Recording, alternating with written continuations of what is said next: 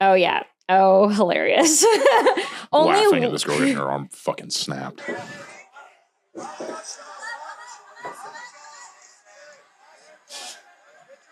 Uh-oh. Oh, no. Belly down. That's Alliance going like this. And then do you see the medic team like Oh, that girl is in pain. They're screaming assassina. Assassin in Portuguese. Yeah. Oh my God. Were you at that what was it? I think it was 8. Oop, I just think it's so funny that like you see her break the arm, she's like this. The medic comes and then while she's standing celebrating, and you're like, what the fuck? She could have gotten that girl, but she got me, and I was too scared to break her arm. And I would have had a blue belt podium promotion and all the things if I had gotten gold, and I didn't because I wouldn't just submit her. Just snap that shit. Yeah. You can grab those if you would. Oh yeah. Like, incredible. Were you at the AGF where Tyson fucking destroyed that kid's leg? No. This kid, it was like that a heel hook or what was it? No, I think it was a belly down straight ankle lock. Those are bad. It was, the kid was like laughing at some of Tyson's entries, and the ref was clueless. Apparently this kid was like AGF's golden boy. He like came all the way out here from Oklahoma, all this shit. And then he was laughing at some of Tyson's leg entries. And then Tyson, as like time is running down, like 10 seconds left, gets a straight ankle, rolls over, belly down, and just cranks it. And you hear it sound like a baseball bat, just crack, and then just inaudible screaming from the kid. And the ref is like screaming at Tyson. She's like, I said stop. I said stop. The lady didn't say stop. Literally, she was sitting there watching it. The time was like, there was 2 seconds left. And this kid is like screaming, air cast, like the whole thing. That's for horrible. A piece of metal that's worth $3. You can buy that shit on Alibaba for $1. And that kid didn't walk for a week weeks because of that. But the other thing is like, you would feel that coming. Yeah, you feel the pressure build. Yeah, because there's times that I've tapped that I wasn't sure it was going to break my leg, and it would like come out bruised and stuff, and nothing was damaged. And I'm like, okay, that was just like pressure, or just it was like tight, like the grip was tight. But that's like one of those things where I'm like, I feel like he would have known, and was just coming. Yeah, and belly down. If you can't get your knee out, bruh. The instant they roll over, if they have your ankle and they roll, dude, it's over. So this is the other thing. If you roll over, but you keep rolling back to the middle, you get DQ'd in IBJJF, I think. Does that make sense? Yeah. So you're going to the outside and you roll and your belly down. You have it. And if you continue rolling towards the inside, they count that I think as like a heel hook almost or something. So that's like a DQ in IBJJF. I want to say like new breed and stuff too. But if you notice like the IBJJF, like the Atos kids who are blue belts and doing all this stuff, they'll go belly down but up to their knees and then like break it that way. You know what I mean? Like they're facing like away from them and they're just like up. It's in their armpit and they stop there. Motherfuckers care way too much about winning. Yeah. A little medal. Like when Brandon's always talking about people getting into a shootout, and it's like, yeah, cool. You won. At what cost? I don't need to win jiu-jitsu that bad. I don't need to win. But also I blame the person for not tapping. It's one thing if you're kind of clearly caught in a place that you don't know. Because we work with people who are less experienced than us. So I'm pretty sure that there's like a lot of entries and other things that are like, what the heck is, I mean, a calf slicer would like blow your knee before you even know. You just know it's uncomfortable, but you're like, am I supposed to be doing something here? Yeah. There's some where you don't feel it coming. And then there's some like a straight ankle lock where it's like, dude, you can feel that pressure building in your ankle. And you're stuck and you're not escaping. I was going to say, you're pinned. There's nowhere you can go. That leg is isolated and you feel your foot going. And it's like, dude, this thing's about to get. It's going to the side already. Like that already feels like it's, like a sickled foot in ballet. That's the same kind of break. And those are career-ending dance injuries. Yeah. I popped a kid with a toe hold one time in training. I felt really, really bad. He was like I think he was a white belt, and I was just doing it to like threaten from top half, and I caught it, and I just started to go, and then he freaked out and like rolled and went belly down and like popped his own ankle, and it literally sounded like Velcro. I was like... I don't count that you injured him, I think. Austin was like, yeah, man, like you should just like start rolling the podcast like early and like don't do a formal intro and just like talk shit and then be like, oh, this is Rachel Lamb from Honesty Jiu-Jitsu and she is a cruel person that broke someone's arm, didn't break someone's arm. I didn't. I mean, I don't think it's a real break. It's not like those purple belt breaks. It's just like a sore arm for 8 to 12 weeks, probably. What's the worst you've gotten popped? I would just say the 2 fractures. I haven't had like a ligament because I fractured a finger toe in and a competition. Yeah. And the finger's in competition too. No, I was just working with Amon, and I just was holding his collar and he just broke the grip. And he was like, "Oh, I felt that." And I was like, "Something happened." And I wasn't sure it was broken, but I normally, like, I don't even think I have a high pain tolerance or anything, but I sat there and I was like, "Oh, I need to cry because this hurts." And then even after that, like I sat there and it was so swollen. And when I looked at it, it was bruised and I thought it was dislocated. So I sent a picture to the doctor and I was like, "Hey, can you put this back in? Can you diagnose me?" They're like, "I think you need to come in." And even as she looked at it, she was like, "It's broken." Yeah. And Brady, like, low-key diagnosed me without diagnosing me because he looked at it and he said, "When my finger looked like that, it was broken." Yeah. That's tough. You get kind of desensitized to all that, though. Yeah, okay. In a weird way. No, this is absolutely true because the first time I ever went to competitions, the very first time I went to like a NAGA with our old gym that we were only at for like 12 weeks, we went to a NAGA and I remember watching all of the kids doing jiu-jitsu and I was like, "Oh, this is like a day at Little League. Like this feels like like a soccer tournament or something." You see all the little kids and you see the adults doing it and everyone's like, "Are you going to compete?" And you're like, "I don't know." But you watch it, you're like, "Oh, this is so doable." And then you see the first like round of like white belts breaking each other's elbows and you're like, "Oh, okay." Because I saw someone we only had like 3 or 4 people from my gym that were competing and one of them was doing an arm bar and the guy was doing like the S-grip defense. Yeah. And it just went, and he screamed. I watched the worst broken elbow I've ever seen up until this point because I never did extreme sports or skateboarding or anything like that. And after that, I was like, I don't know if I want to do this. Yeah, I've done one tournament. My mom begged me to go. Which one was it? New breed. I did a new breed, and my mom was like begging me to go. And I was like, "You really don't want to do this. Like, you really don't want to come to this." And she's like, "No, like I want to be supportive." And I was like, "Fine, you can come." I'm sitting there, I'm like trying to focus, nervous as shit. And this kid right before me, white belt, got caught in, I think, an omoplata, and he tried to roll. And it sounded also like the kid that's ankle got snapped like a baseball bat and just screaming in pain. And maybe it came out of place because I feel like that's like a dislocated elbow, right? Or shoulder. I don't know what it was because as soon as I heard that, I was like, headphones back on. We're going to try and block this out because it was bad. That's how I felt at Pans when the girls were coming up to the what do they call it? The emergency medicine station or whatever. I keep saying medic station, but I'm like, I feel like that's a military term. So I don't know what that would be called. I think it's medic. Yeah, the medical station. These girls kept coming up on Pans. It was like adult purple belt day. This girl came up and you could tell she's crying. She's like, "It goes this way, not this way." And then another girl, and I was like, I can't be by the juju because it feels, because I never think about getting injured, knock on wood. I mean, this isn't wood. I don't know. I never, close enough. There's probably wood underneath this laminate table. Right there. You got it. Lean. There you go. I don't think about getting injured. I don't think about what could happen. Sometimes I also have to think like, oh, there's all these like competitors, like black belt competitors and whatever, and you never see them get injured. Mm-hmm. So I do try to think that. I'm like, this is such a common thing. Like you don't get injured and stuff like that gets me in my head where it's like, you don't think about this when we roll. Like every time you have open sparring, this could happen and you don't think about it the same. I do know it is a little more extreme because you're going to push yourself a little bit further, escape a little later than normal, like not, because you are in a competition. So I do think that's where the injuries come. But I definitely feel like, I don't know. It's just like something that I normally wouldn't think about until I see that. And then I start to get in my head about it. Yeah, and when it's right in front of you. Right in front is bad. I remember right after it happened too, my mom walked up. She was like, "I liked it better when you played baseball." It's like, I told you not to come to this. Like, I told you to stay away. Yeah. But no, it's weird. I mean, even just going and watching, I don't know. There's like you can feel that it's just a little bit more intense. Like even if you're watching a tournament does not feel like watching an open mat. No. And you'll have 2 people from different gyms in open mat that are like getting after it. And you're like, oh, okay, like those guys are getting after it. But like, I don't know, there's something, at least for me, like in the air in a tournament where you're like. It's also, you would never do certain things to your training partners that when you're in competition, you're like, okay, this is the time to do the thing if I'm going to do it.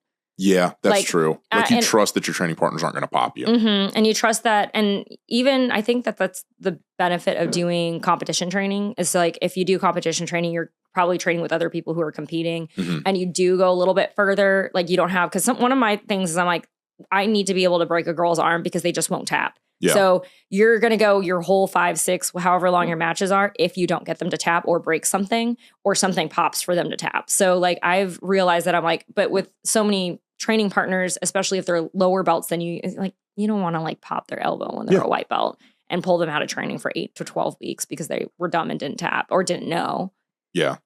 I don't know. It's just like you trust people a lot more. I remember there was one time I was training with DK and it was like he gave me an arm bar or we were starting in an arm bar and like I had him like right at the fulcrum and he was like squirming around like crazy trying to hitchhiker and I was like, what are you doing? And I'm like sitting there like inching. Because and then you can finally feel it. There's nowhere. You feel that it's tension. A full tension. And like you get to a point where I was like sitting there like, bro, what are you doing? And I was like, I'm not going much further. And then he tapped and I was like, what the fuck was that? And he literally got up. He's like, I know you're not going to break my arm. I was like, okay.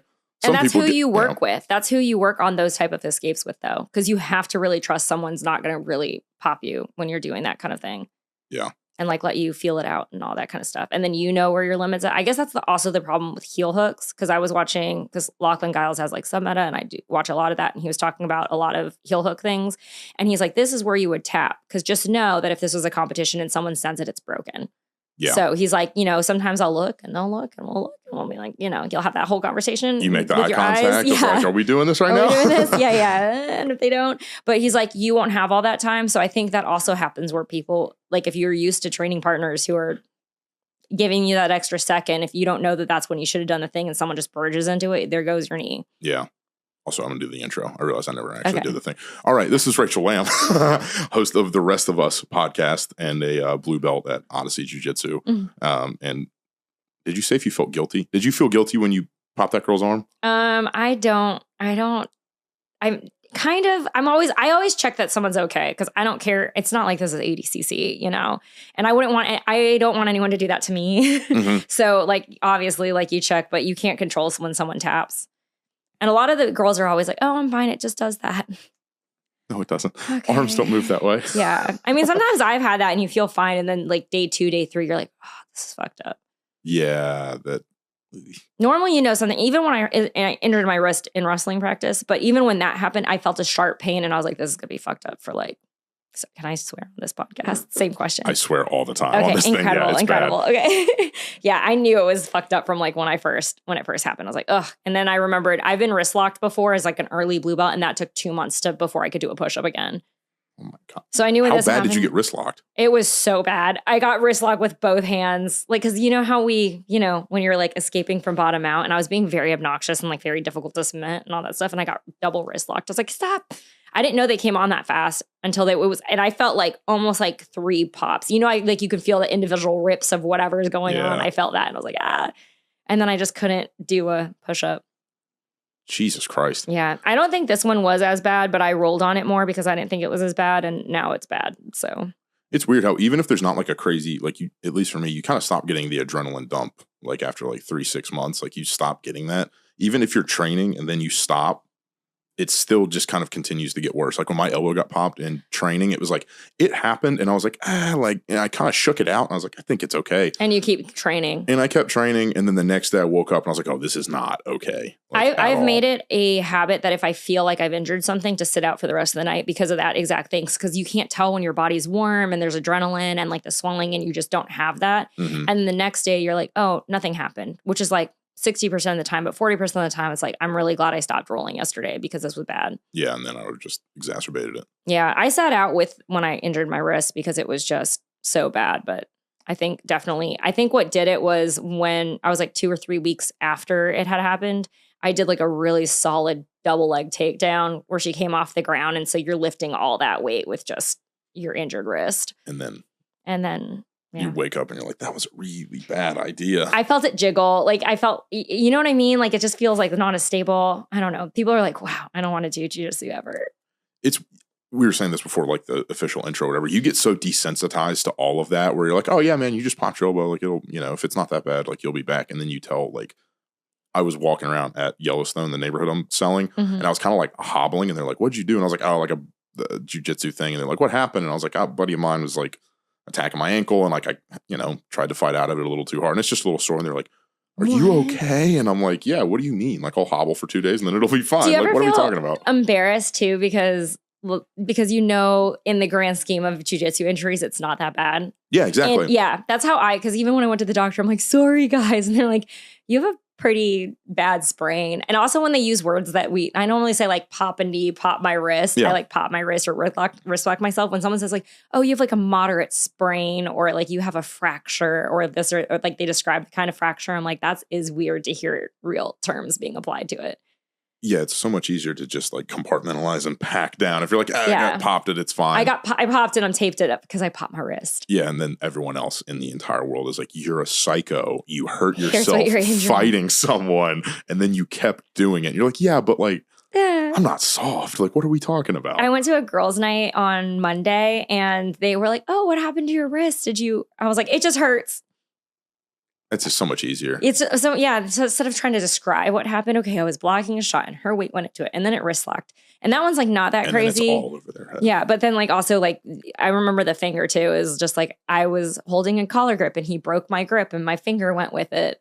You don't have that conversation with people who don't do jiu-jitsu. And they don't understand at all. No. Or they're like, oh, so how's your taekwondo? And you're like, I'm going to kill someone. That people talk to you. They talk to you a lot about taekwondo? Because people bring taekwondo up all the time for me. Yes.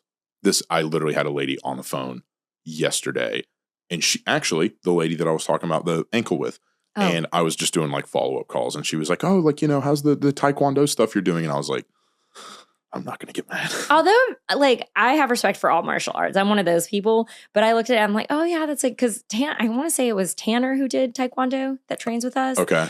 And he's got an incredible base because he's so functionally flexible. Like, you try to sweep the guy, and he's just like in the splits. The taekwondo, well, like a lot of the other stuff like taekwondo and karate, it's like there are people that do it and they take it seriously. Mm-hmm. And then you're like, those guys are badasses. Like taekwondo dudes will fucking kick your head off. But also then there's like the people that are like, oh yeah, my nephew has a black belt in taekwondo. It only took him like 2 years. And you're like, shut up. Like that's great. I'm glad for Timmy. I'm glad Timmy has his black belt in taekwondo. There's definitely I don't think they probably have the same kind of lineage thing that jiu-jitsu has. So there's probably a lot of like Walmart taekwondo. Because I know that one of the things, at least because the original program that I did was in a kids karate gym. They like borrowed mat space and like had an extra room. And then they did the jiu-jitsu program and used those mats. And the rest of it was a karate gym. Okay. And I know that the way they sell things is like you can basically buy like a lifetime membership that gets you to black belt. So you just are like, oh, I'm going to pay for like however much karate. And like my kid will just keep showing up and then eventually get like a black belt in karate. And I think some places are like that. And I don't think it's like, oh, your instructor was like, trained with this person who trained with this person. Like it is in jiu-jitsu. I bet it used to be like that though. I bet when it first came over, is Taekwondo from South Korea? It's a Korean thing. I think Taekwondo is Korean. I bet when it initially started, it was a lot more like intense. Yeah. And they had lineage and you could make sure that the technique you're learning is solid or something like that. And it's like, oh, wow, well, this guy actually trained in Korea and then got his black belt in Korea. Like, this is super respectable. And then guys that got black belts from him and it just like got to the point where it's like, look, if you're a black belt of a black belt of a black belt of a black belt, and then that guy was like a recreational dude who showed up on Fridays. Yeah. For 15 years. And then now he's like. And then now he owns a gym. I feel like, I don't know. That gives people a lot of false confidence, I bet. But there's the same thing in jiu-jitsu. Yeah. Like a lot of the self-defense stuff in jiu-jitsu, it's like you'll see the videos and you're like, I don't think that's gonna work for you. Like, the place that I started at did self-defense. And it was like the Gracie combative stuff, which it does work. But we learned like a old school arm bar. Like pinch the knees together, back, heel, straight across the middle. Like we didn't learn. Oh, like just come straight. Okay. Yeah. And it'll break an arm. Like it's functional. But I just feel like because the sport has evolved and we understand mechanics and so much troubleshooting with good defense and stuff like that, it's just not the same way that you would do an art. Like, we do like the one that's like you almost figure 4 over the shoulder to raise the fulcrum and do all the things. Yeah. Or the 2 feet behind the head. What do you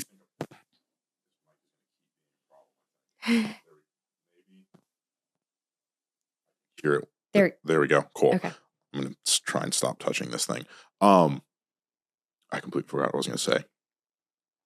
Oh, on the self-defense side of stuff, do you feel like, I know there's a lot of that stuff that gets marketed to women.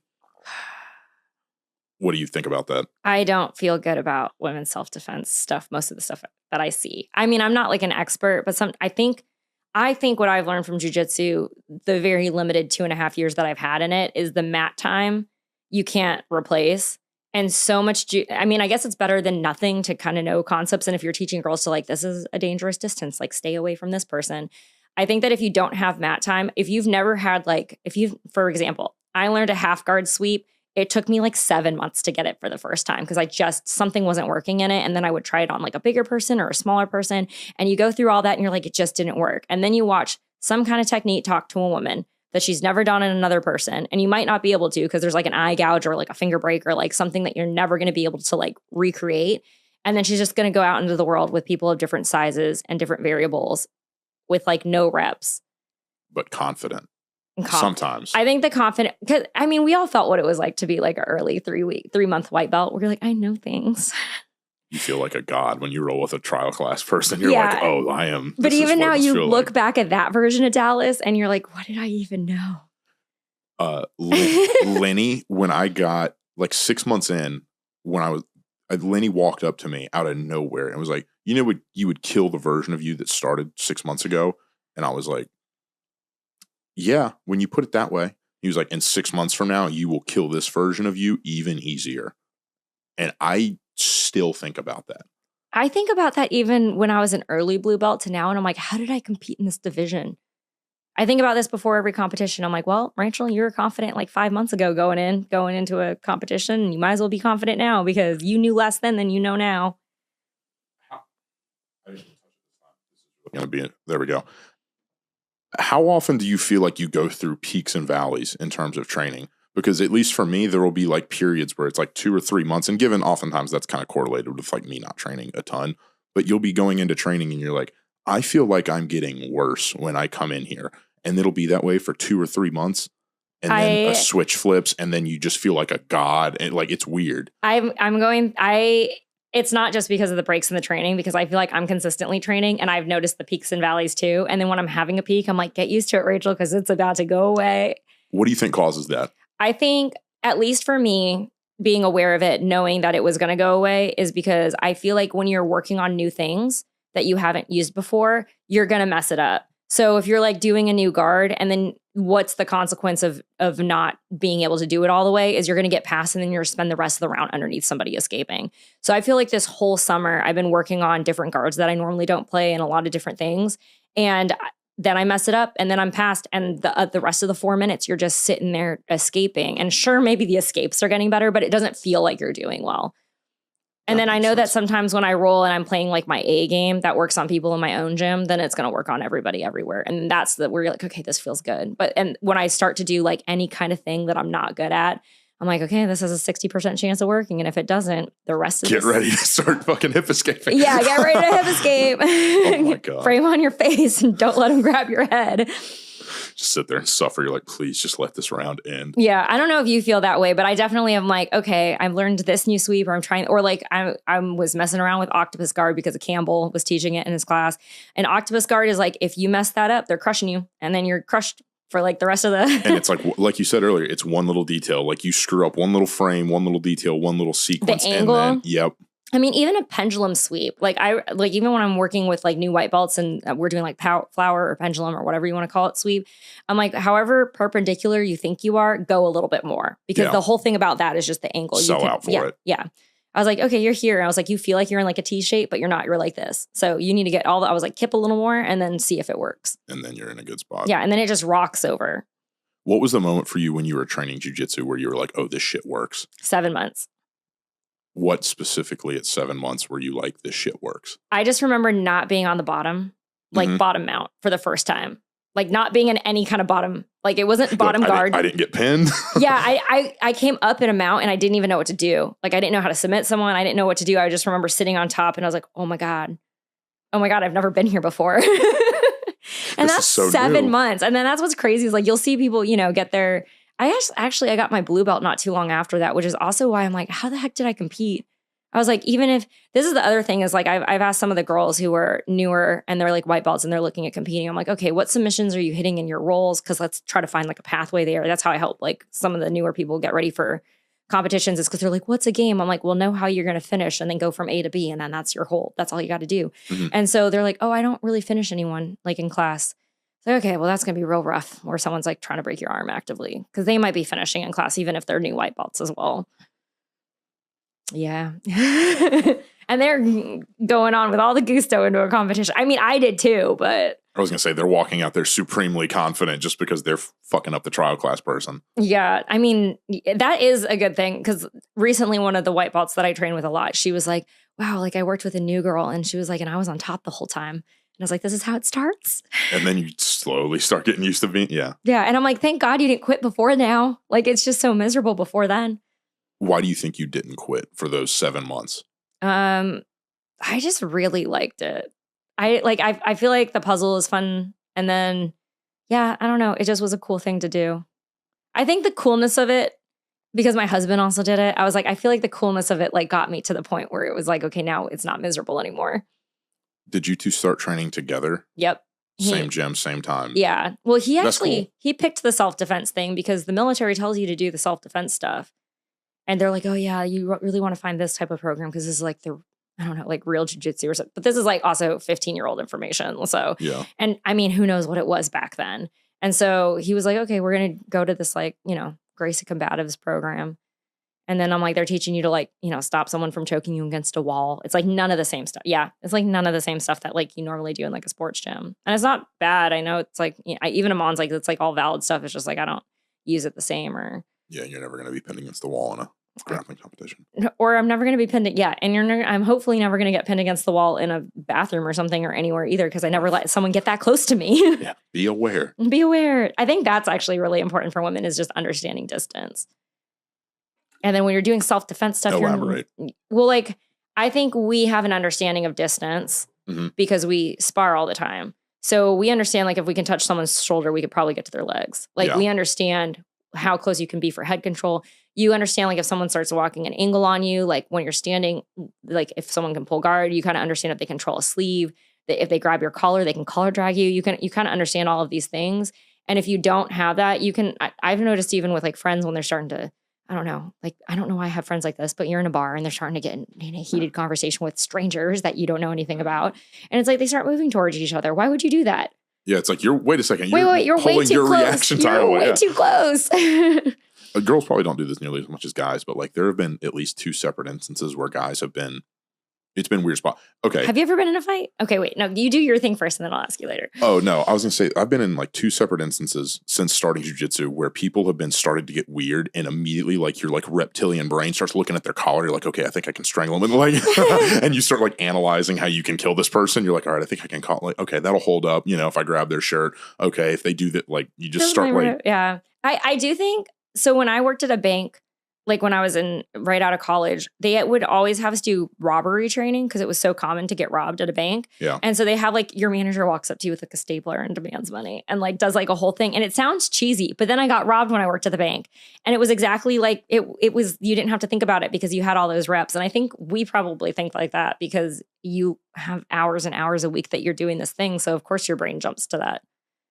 Yeah, it makes you feel like a sociopath. Yeah. Oh, absolutely. You're like sitting there. I mean, we might be. I don't know. You gotta have some screws loose.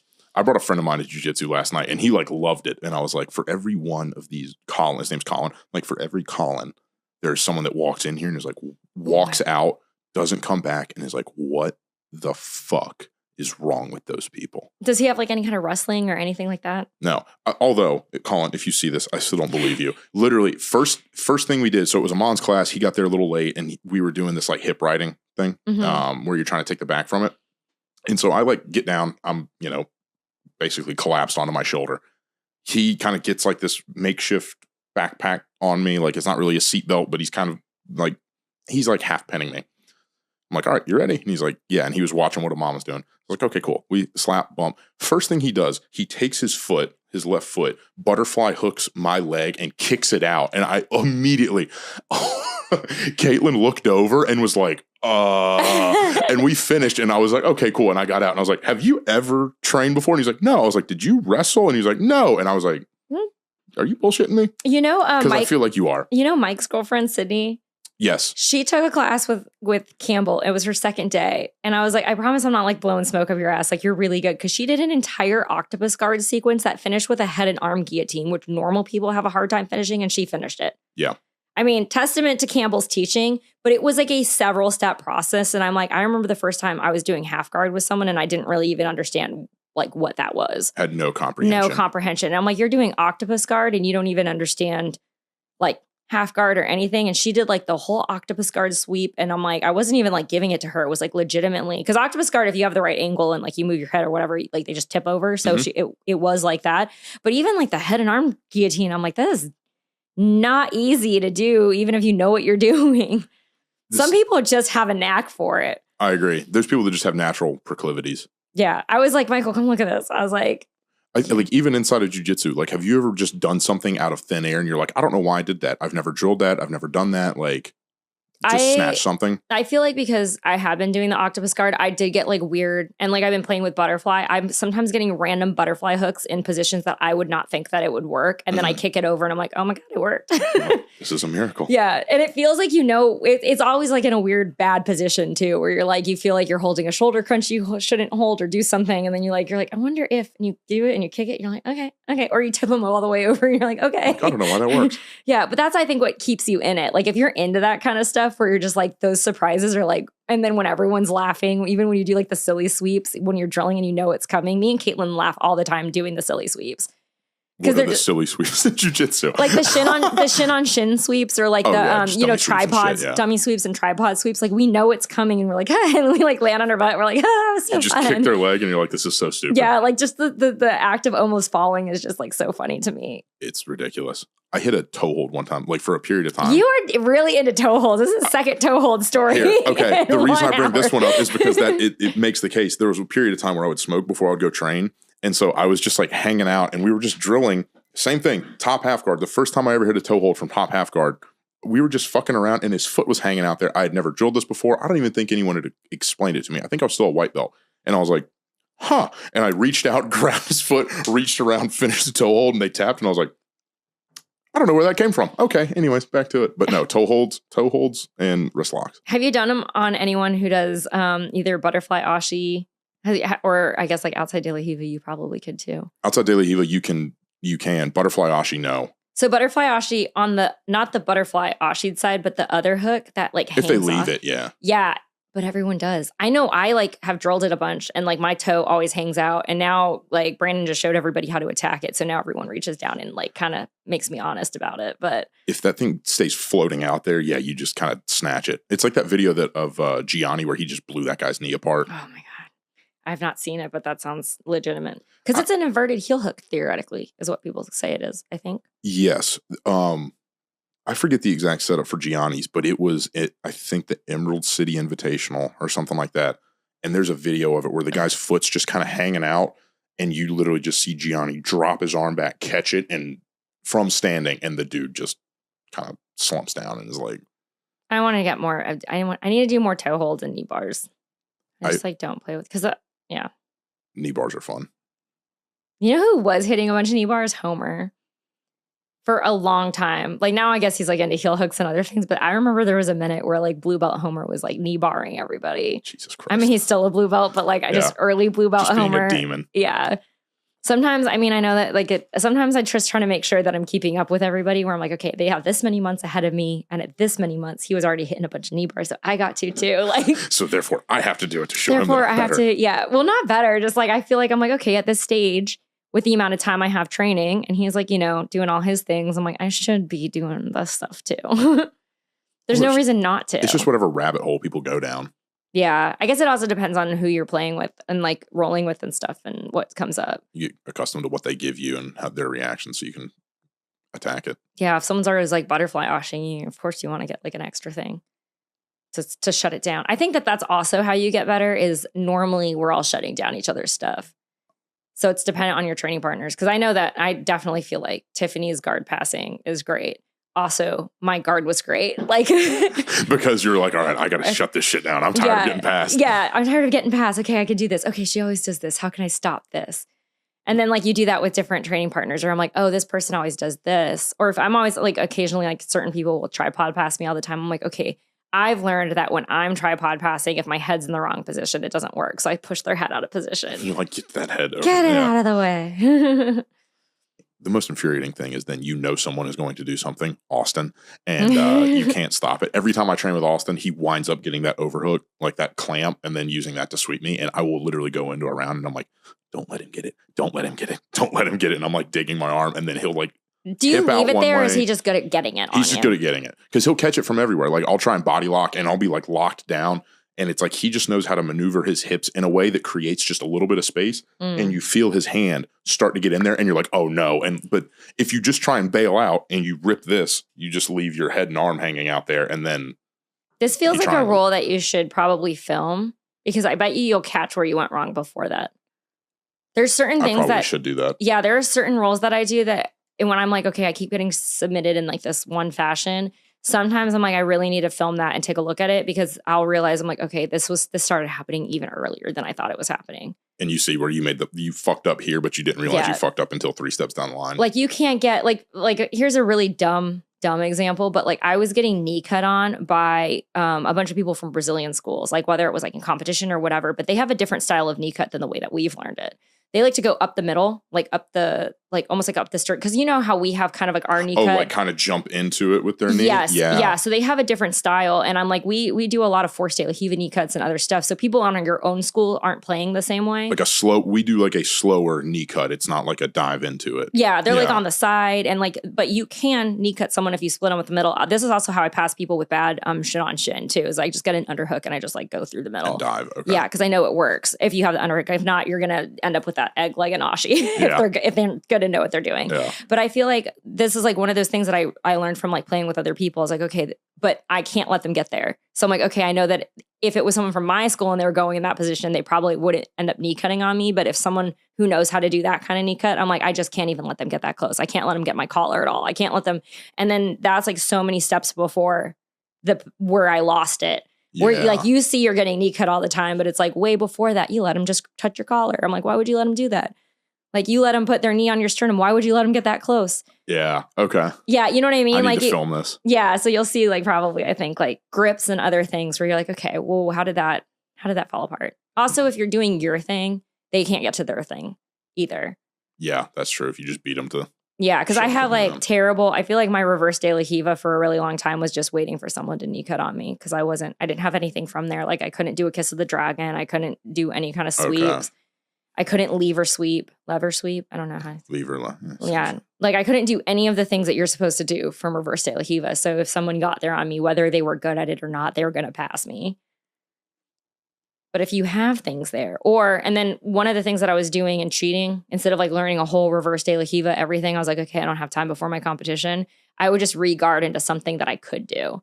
So I learned how to like go from like reverse de la Riva to a close guard, like different steps that I could like go into a close guard. How to bail out. And reset. Bail out. Okay. Yeah. Or like, frame on them and then hip escape and like almost like a hip heist and get out and re-pull a guard. Yeah. Yeah. So I'm like, why play the thing if you're, or spend the time to learn how to do it. But if you're like, okay, this is really not, for a really long time, I couldn't lever sweep. Only recently have I figured out how to lever sweep. Really? I think it's also because I have long legs and like, I feel like that was a thing. And then also, I don't know, just like the hip positioning, I kind of knew all the things to do it, but for some reason I couldn't make it work. And I'm realizing I was keeping my knees to my chest and I really it's almost like you extend a little bit to do it. Yeah, a little.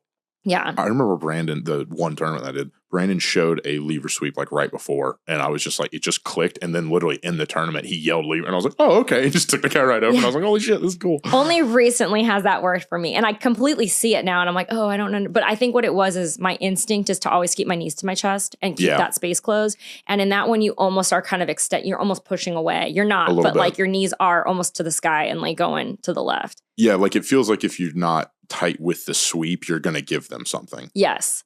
I mean, even think of like a regular reverse de la Riva, like say they're like up and standing and you have a reverse de la Riva on them. Mm-hmm. If you're dropping that lever sweep or like sweeping them that way, you almost actually kind of lose your de la Riva hook and like kind of drop it and go that way. Yeah. And that's something I never did. I would just like stay with like the legs crossed, like reinforce and then try to like tilt them and it just wouldn't work. Yeah. Because like physics, like obviously it didn't work. Like now in retrospect, I'm like, what the hell, man? It's weird how a bunch of people, I'm not going to speak for everyone. I bet most people in Odyssey Jiu-Jitsu did not do particularly well in physics class or take physics class myself because they were too dumb myself. Right. I'm not. And then good still at you're sitting there like, well, duh, you have to get down to the end of it, and you just start rattling off shit. Yeah, I don't know about you. I try to coach a lot, just like because I feel like it's good for my development. If I can like say it out loud and why it works, then I think I actually know how it works.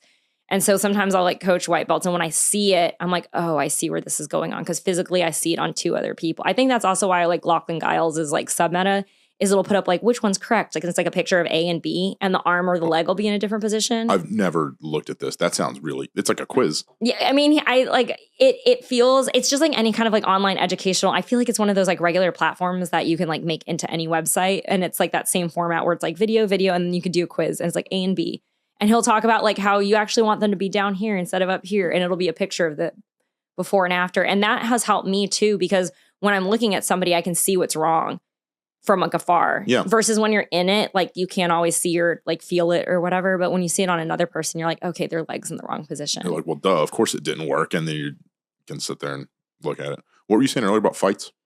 Oh man, I don't remember. How many actual fights have you been in, like real life? Me either. No, I've never like squared up with someone and been in a fight. I've been in one fight in college, and it was because I wasn't even in it. I basically pulled a buddy of mine out of it because there was a security guard. There's a bar in Auburn, Alabama. I don't know if it's still there, called Bourbon. And the whole, most of the bar is like upstairs. Yeah. And to get down, there's like a flight of stairs, a landing, and then another flight of stairs. And the number of bouncers that I saw yeet motherfuckers down that first flight of stairs. He like got into a fight over something, and I like ran up and just like grabbed him. I was like, all right, what are we doing? Like, I'm not. And this is before like you knew anything. You knew back control. I knew nothing. Okay. I just ran up and like literally, I mean, knowing what I know now, I was like a long arm, short arm. And I was like, get the fuck off. Like, you're about to get thrown down the stairs, and I don't want you to get fucked up. But I'm a de-escalator, so I don't think I've ever been. I'm always like, what are you doing? Why are you yelling at people? We don't know. I had a video on TikTok where a bunch of people were like, this guy's a beta male. He doesn't fight people. I was like, dude, the value proposition with getting into a street fight is terrible. Best case scenario. Cary State, like right to Cary State. Exactly. Like you get into a fight with someone. There's 1,000,001 ways that it can go wrong. It's like, that guy disrespected me. Dude, he's living in a trailer park. Yeah, who gives a shit if he disrespects you? We don't care about his opinion. Yeah, he's got 7 junked out cars in his front lawn. Like and women aren't even safe, because I got a concealed permit like years ago, and I think they can still do them, but now you don't really need them, I guess, in Georgia. No. Yeah, but like when we first moved here 8 years ago, I had gotten one. And like if you look at the like where you're signing in to get your fingerprinting done and all that kind of stuff, the list of women getting the permit, it was all women. It was like you go through it and there's like 20 women's names. And I'm like, there was not a single dude's name on this list except Lucas, because like we went and got ours at the same time. It does not compute to me why more women don't have it. It's like, it is, I understand a lot of women are scared of guns, rightfully so. You should be a little bit scared. That is the great equalizer. Yeah. Some dude's being a fucking creep and tries to like force himself on you. Cool, bro. Bang. Problem gone. It's hard. I don't carry often. I know that like you're supposed to and everything, but I don't go to the range enough to feel comfortable. I also hate when a gun jams. Like I've had Glock. Don't have to worry about it. I think I'm fine now because I'm a lot stronger and stuff. But especially like when I was in college and stuff, and I would like go shooting, I'd be like, it would just be so bad if it got jammed. Like I feel like this is a real conversation with like a real woman though, because I'm like it pinches your fingers, it does all the things. So like that I wasn't comfortable with, and then. You don't want to put it in your purse because you're not always on your purse. So I'm not going to go to a party and like be hanging out. I do feel better with fanny packs. I like that fanny pack sort of thing, or like the crossbodies, because that feels like I might be able to do it more. But then, I mean, as the places that you would do it at, like no one's going to let you bring a fanny pack into a festival that's not like clear and see-through. So like all the places that you'd, I don't know, want one. And then drinking, like you don't necessarily want a firearm when you're drinking for liability. So there's like been a lot of, I mean, I have a husband, so I feel, and like he's like when he can, he like carries and other stuff. So I feel good with that. But like, I just know myself. You know what also is really hard? I would go on runs to downtown by myself. I know. But it'd be at like a time where there's like really no other people. Like I would go down there and there's like no. I think that's more dangerous. I think you're safer when there's a lot of people. I guess that's true. That's true. But I would go and run. And I didn't feel like I had any interactions with anybody, and I was a pretty decent runner. But I think that women's running clothing is not conducive to wearing anything. Yeah, you're right. And I think that there is like, if you wore like, I'm surprised no one has designed this, but like one of those like, because it needs to be lightweight. Yes. But like, you know how like there's like the string scrunchy thing. So it's like the right amount of like baggy or like whatever. I feel like it needs to be something like that where it's like baggy and it can hide it. Because I've had the thing that you like strap to your body, and I'm like, there's like a whole imprint on the front of you that looks like a gun. So I don't know, like if someone can design. I feel like there's enough like things that you can do with like clothing that maybe someone can design some kind of. And then when it's warmer, you don't want to be running in like windbreaker fabric when it's like 87 degrees outside. Yeah, like now I don't you're know, pouring sweat. You're like, this is just not comfortable. Yeah. So I don't know how people do that. Like there's a couple times that I did it and I would like do the neoprene strap to your body thing and then do like a big baggy shirt. Okay. Yeah, that's like fat kid at summer camp, like running down the street. I don't know. I mean, even if I'm trying to think, like even a lot of guys stuff, it's not like if you're going to carry, you have to have like a tiny gun if you don't want to like imprint, because like you'll see some people like in the back, like, or even, I don't even know how the way Lucas's body is hides it well. But even when he started losing weight, it didn't hide as well. Yeah. It's like if you're wearing pants and you like concealed carry it in the pants, it's like, well, now you've got to wear like pants that are basically just baggy as hell. Long enough shirt, because every time you go like this, it's going to pop up. Yeah. I think that's part of trying to figure out how to carry is like being able to wear the correct clothing, have the correct things. Cause I'm like, I'm not going to be that person who has a purse, leaves it alone. Someone's like little kid goes into my purse while I'm like, you know what I mean? Like I need to have that thing on me like all the time. And it doesn't even have to be a little kid. I know a good friend of mine. He was at, so he's got a gun at his house and he has a couple of guns in a couple different places because he likes guns. He's a firearm enthusiast. I think they were drinking or something and he had one of those guns stashed. Some idiot that was over at his place found it and has zero respect for a gun and basically just started like not spraying, like pulling the trigger, but was like, oh, like what the fuck is this doing? And like moving it around. And everyone there is like, what the fuck are you doing, man? Like that's this, I believe 100%, not just because people are idiots, but I don't know if you've ever brought like a new person to the shooting range. Yep. And like they literally go, hey. And they like look at you while they're pointing, and then you like have to like put it down. But I'm like, this on more than one occasion has happened where we're like, okay, when you turn to talk to me, I need you to like lay it on the shelf. Yeah. And then like let go of everything and then turn and talk to me. Cause they're just dumb. Like they just don't. Is that a Windex bottle? Like I was about to say, like this thing kills people. Like this will end someone's life. I took a pistol class one time and a guy had a straight on meltdown.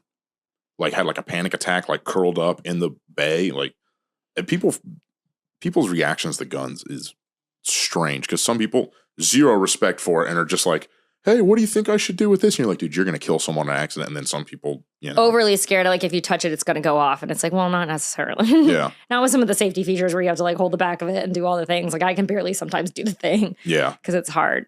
I feel like I'm stronger. My grips and stuff are definitely better from jiu-jitsu. But before that was an issue. It was just like being able to do the slide and having like weak fingers and things like that. I was going to say, like, if you have to rack it, like that's, it's not easy. I've never got my hand stuck, again, knock on wood. I've never got my hand jammed into it, but I've had a bunch of people tell me that like with a Glock, they've gotten their fingers stuck in it, like while they're trying to like. My dad had some kind of, I don't even know what it is. Lucas could probably tell you what it is. He had 2 different guns that I grew up like in high school going to the range with him. And I'd shoot them and they would bite my hands. Like whatever, you know what I mean? Like the way that the slide went, it would just like, and then it would nick you and then you'd bleed because it like would rip skin off. Because it's your hand too and your hand bleeds like crazy. Yeah. And like, you know how like so many people, they'll like shoot a 22 or something to get used to like not jerking, not yanking. And I'm like, imagine the PTSD I have from shooting a gun that would like rip my skin off. And I'm like sitting there trying to do something at the range. I haven't gone in a really long time. I'm not bad like when I go with Lucas. So I learned that even Lucas's gun, which is way too, he has like a 1911 or one of his guns is a 1911. And I'm like, it's way too heavy for me to be like reliably using. And it's like way bigger and all the things. But I was like, this feels so comfortable to shoot compared to the stupid little gun that would slap my hands and then rip my skin off. And then you're sitting there like, why the fuck am I doing this? Why am I doing this? Yeah, I hated it. Now I'm like, I grew up with a decent, but then I grew up in California, so no one carries guns. That was actually really hard to get used to, was Lucas walking around with it. I was like, oh my God. And he's like, Rachel, this is a state where this is okay. Like when we lived in Florida and in Georgia. Is Lucas from California? He's from Florida. Okay. So he was in the military in California. That's how we met. But I grew up in California like my whole life. And then I met Lucas and then there's a bug. And then I met Lucas in California. He stayed there for 8 years through his like being stationed there. After he got out, he went to school there. Then we were like, let's try Florida. And then we did that for 2 years, hated it, and then came up here and we've been here for 8 years. Okay. And we're vampires, so that explains our age. Vampires? Yeah, I know. What is being married to someone in the military like? I actually married him after he got out of the military because he went through his first marriage in the military, as one does. It's a prerequisite. Yeah. And he was a Marine, right? Yeah. Oh, yeah, you got to get married at 18. Yeah, that's the joke. They like don't promote you unless you have your first divorce. Good God. Isn't there something that like incentivizes people in the military to get married younger or something? Yeah, so he did it. I mean, this is what he tells me. But I don't think he would have gotten married if he wasn't in the military because they pay you more base housing allowance. So there was a couple factors. He didn't want to live in the barracks. If you're married, you don't have to live in the barracks. You're 19, like basically living in a house where they tell you like where to clean. It's like a dorm for men. And then like they have like field days and like you can't have alcohol in your fridge and like certain things if you're under 21. But if you just lived in an apartment and someone bought you alcohol, it's your own space. Like no one's going to come and like search your house. So he didn't want to live in the barracks. One of his friends was already in the military and said, you need to be married when you go in or else you're going to be stuck in the barracks. You get paid so much more. Like the amount that he made versus the base housing allowance in California, it was like his was like 30% of his paycheck was his actual pay, and then the other 60% was for being married. So technically, the person that they're married to is making more than the person who actually committed themselves to the service, if you think about it. Yeah, it's not probably the correct way to look at it, but I'm like, when we were looking at it, why wouldn't you at 19 years old? So he also was in a real relationship. So it was like his girlfriend. He didn't want to break up with her. He's like, well, you can just move here and then we'll both have health insurance and like all these things. So I don't think he would have married her if it wasn't like, okay, I don't want to break up with my girlfriend. He didn't have to, but like I could bring her with me and we could have our own apartment and I'll get paid more. And if I die, then she gets all the benefits and like life insurance and stuff. Like all the incentives are there. Yeah. They also treat you in my experience, they don't treat you well if you're like not married to somebody because you have no information. So like if you're married, you get to go to all the meetings, like when they're deployed. Otherwise, you're just a girlfriend who like doesn't know what's going on, have to get it from a married person who's like, some of those women are crazy. like I'm like, she was like 19 and she had nothing going on. She's like, yeah, I'll get married and then like go out there. And then you meet some of these people and she was like, yeah, he proposed to 3 other people before me. This wasn't really like, this isn't like trash talking. This was like a real experience from like 2008 was like someone like her husband had proposed to like 3 other people on the same leave and then proposed to her. And then she was like, yes, because she wanted to move to on the same leave. On the same Oh leave. my God. He just has a ring. He rented a ring and he's like, will you? No. Will you? No. Will you? No. Will you? Hell yeah. She said, yes, I'm getting married. That's crazy. I thought it was crazy too. And they lived in my apartment complex. And like, they both thought that was just completely normal. Lucas and I still look back at it and we're like, what a time to have. A fever dream. Yeah, it really though. I mean, like the between like the wars and then that happening and then just like everything that was going on, I was like, that's so crazy. So that was like what our experience was with it. And then so we were like, why don't we just wait till you get out? So were you dating when he got deployed? I was lucky. He deployed before I met him. Okay. And then he was supposed to get deployed one more time, but he switched about the time he met me. He thought I was going to break up with him. I didn't know that till later. I realized this after. Fucked up. Yeah, I was like in school and like doing other stuff. So I was getting my useless degree in history. So because I was busy doing that, I was like, I'm not gonna like go around dating dudes. Like he was like, hey, like, we were like, he had met me like, and 3 weeks later, he was like, I might be getting deployed like later. I'm like, okay. I like didn't care. I was like, I was gonna go to school. It wasn't gonna change anything I was doing. And then he was like, oh, is that okay? I was like, yeah, I don't care. But he was like, I think legitimately worried like I was gonna break up with him or something. And then he moved to doing like an on-base job. How many people do you think would have broken up with their boyfriend if they had known them for a month and then I don't know? A lot. That's and what also, I'm saying. I think that's a realistic, a realistic expectation. In retrospect, I feel like I don't know if it's like overly romanticized or whatever, but when I was younger, like I didn't mind doing like a long distance relationship or like any of that kind of stuff. But now that I'm older and I look back, like because I have nieces who are that age and stuff now dating. I'm like, yeah, why would you at 21 commit to somebody who's not even there? Like, why would you do that? They're halfway around the world. You probably can barely talk to them. Yeah. Like, you're going to do that like once or twice a week. And I'm like, you like them. You don't even really know them. Like, you're going to stop yourself from meeting other people that are actually there. Like, it's crazy now that I think about it in retrospect. But at the time, I didn't really think anything of it. I don't know what the divorce rate or the breakup rate is in the military, but I feel like it's sky high. I think there was like 30 dudes. I don't know what the organization of, I feel like there's like 30 guys. I'm going to say unit, but maybe it wasn't a unit and they have like a different classification. Some dork will watch this video. Yes. Some TikTok dork will be like, actually the technical vernacular, if when we're discussing a military, and it's like, hey, dude, yeah. And the Marine Corps and the Army has different laws and rules and blah, blah, blah. But there's like 30 dudes that Lucas had been deployed with and other things. And of all the 30 guys, maybe it wasn't 30, it was like 30 that were married. Lucas and I are still together and like 2 other couples. Oh, good. So 90%. It was a huge amount. Yeah. And then we actually, because of how old we are now, we're like mid to late 30s, because Lucas is late 30s. We have a huge chunk of friends too who like had been married for more than 10 years and are divorcing now. And that was crazy. Because like you think you get past like the first 7 years or something, you're like, okay, it's going to be fine. And then like now I'm like, okay, there's like the second phase of like everybody getting divorced. My parents split after 35 years. I mean, wouldn't you just like go out and look at these streets and be like, maybe we're going to get back together? I don't know. Peek your head out. You're like, never mind. We're back Shut in here. That's me and Lucas. Like every time we get in a fight, we remind each other, like everything out there sucks too. So we suck. So we're going to go through this together. I feel like I saw one of you two posted something. I think it was you. And it was like looking at people dating now. And it was feeling like you got on the final chopper out of Vietnam. It's what it feels like. I think you posted that on your Instagram at some point because I remember seeing that. I was like, that's fucking funny. I mean, we were so lucky that when we met, because it's so long ago, there was only Hot or Not and Plenty of Fish. And eHarmony was something everyone made fun of. And now like everything is like a dating app of some sort. I was going to say, now there's like 4 tiers of dating apps. Like you can go. And like, that's the only way people meet each other these days. I don't even think people know how to really have a conversation. Or at least Gen Zers. I mean, I can't really speak for our generation, but. I don't think we're in the same generation. I'm like the cutoff year between millennial and Gen Z, apparently. Okay. Like some of them say it's 96 and some of them say it's 97.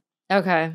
But no, I think you're right. I think a lot of people do not know how to have a conversation in public. I'm bad. I mean, I even think about for my friends who have to date, like the other day I had to meet a bunch of people that I didn't know. They're all girls, like whatever. And we're sitting in a meeting. I'm like, God, I hate meeting new people because it's almost exhausting. Everyone's going to be like, I never want to meet this bitch. I'm like, no. I'm like, I don't know. I feel like it's exhausting to like meet new people. You have to like, you know, you're listening. I talk really fast and get caught up in the things I'm saying. I'm like, okay, I'm listening, taking this in. I'm going to remember this person's name and all this stuff.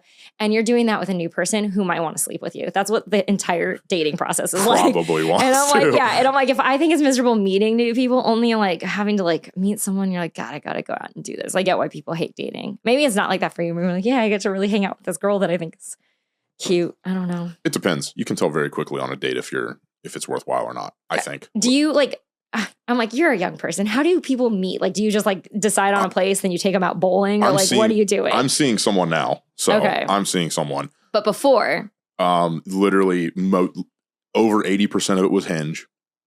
Okay. Just because it's like, especially if you do jiu-jitsu, I work on the weekends. So like Saturday and Sunday I'm working. I'd really prefer to not go out and get drunk on Friday or Saturday and then be hungover sitting in a neighborhood trying to sell stuff. Yeah. Like you feel like shit, whatever. So I'm like, I really don't want to do that.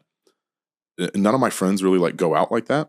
And so it was all Hinge and literally it was like, I would only do drinks on a first date. Cause it's like, I'm not taking some girl to dinner. I'm locked into an hour at least. I'm paying a lot of money for someone that I don't even know if I like. Yep. Like the number of people that you meet and like you'll go out with them and very early on you're like, oh, this isn't. I've said this on my podcast, but I was like, my worst date was like a 3-part date this guy planned. And it was like, I was 25 seconds into it where I was like, I don't want to be with this person anymore. Yeah. He was just really into sports. It was like, he had like, he was almost, no, I'm not going to say that because it's like he was just. Say it. He was almost like maybe autistic. I don't know. Like, oh yeah. But I couldn't tell if it was like that. But he was just like one of these. He had like every sports stat for like minor league, college, and like every sport. And he's talking to you about this on a date? On a date. Yeah, that's a bad play, sir. To be fair, we met because we both did intramural sports. So he was like, oh, you like sports. I played sports. He played sports. And then we sat down and like, okay, we're going to talk. It's just like talking about jiu-jitsu, but then you realize like you're talking to Campbell about jiu-jitsu. And you're like, oh my God, this guy likes jiu-jitsu a lot more than I do. Yeah, this is a different level. Like I watch instructionals, but he watches all of the matches and all of the instructionals, know whose people are. And like, it's just like a different level of like interest in the thing. Has Campbell ever described to you what his note-taking process is for jiu-jitsu instructionals? No, but I've seen his Instagram stories. And this is where I'm like, we're different people. Okay. Campbell goes, this is how I study. I sit down. Fuck. Please work. Please. Okay. Campbell goes, this is how I study jiu-jitsu. I will watch chapter 1 of an instructional. I'll take my notebook and I'll summarize everything in there, start to finish. Hey, look, these are all the key details. These are the core concepts, whatever. I will watch chapter 2. After I watch chapter 2, I will go to a different page in my notebook. I will write down everything from chapter 1, all of the core concepts, all of the key takeaways, the details, and then I will do chapter 2. And then I go to the 3rd chapter of the instructional, and I will rewrite all of 1, all of 2, and 3. And he goes, and I will do that until I cannot remember the stuff from 1. And then I go back and start over. He's like, that's how I study. And I was like, damn, you're going to get really good at this shit. And no wonder he's really fucking good at this shit. I wonder sometimes, because I'm the type of person when I was a kid, I used to like have a really beautiful outline because we used to have to outline like middle school. Mm-hmm. All my teachers made us do outlines. I had it like color coded, highlighted, all that kind of stuff. But that actual process, I never really learned. I never looked back at it. I think I learned during the process of doing the outline, but I never used the outline to study because I already knew it after I had written it. And so then I learned, I'm like, this actually isn't incredibly necessary because I could learn the exact same thing with a lot less. So I had to learn when I was in college and my time was more limited. I was like, you can't feel the need to do all these extra steps because you don't actually need them. You just feel like you need to do it to be complete. Yeah. So sometimes I wonder, I'm like, do you learn that way? Or is it just like you feel like you have to do those steps to be complete?